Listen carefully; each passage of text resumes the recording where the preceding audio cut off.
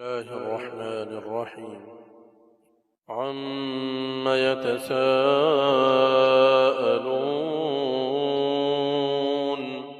عن النبأ العظيم الذي هم فيه مختلفون كلا سيعلمون ثم كلا سيعلمون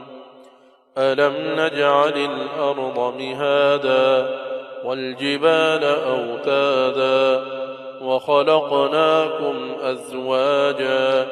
وجعلنا نومكم سباتا وجعلنا الليل لباسا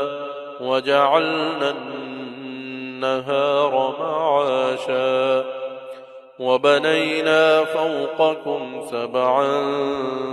شدادا وجعلنا سراجا وهاجا وأنزلنا من المعصرات ماء ثجاجا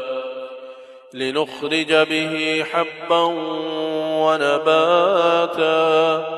وجنات ألفافا إن يوم الفصل كان ميقاتا يوم ينفخ في الصور فتأتون أفواجا وفتحت السماء فكانت أبوابا وسيرت الجبال فكانت سرابا إن جهنم كانت مرصادا للطاغين مآبا لابثين فيها أحقابا لا يذوقون فيها بردا ولا شرابا لا يذوقون فيها بردا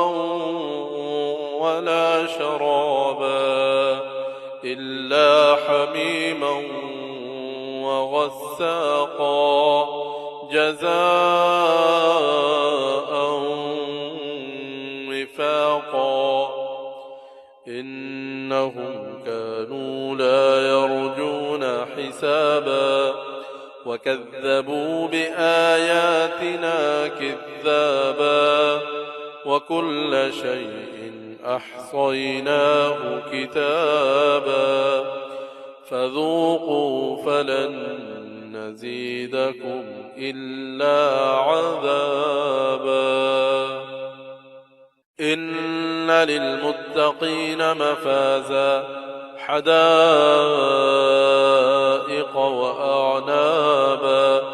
وكواعب أترابا وكأسا دهاقا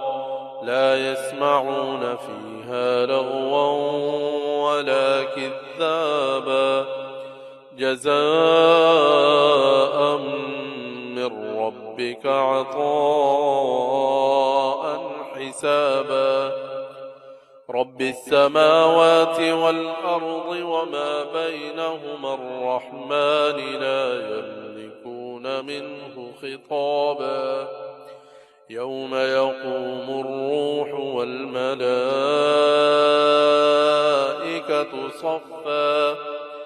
لا يتكلمون إلا من أذن له الرحمن وقال صوابا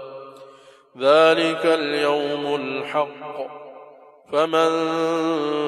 شاء اتخذ إلى ربه مآبا إنا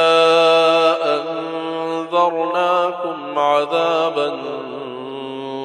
قريبا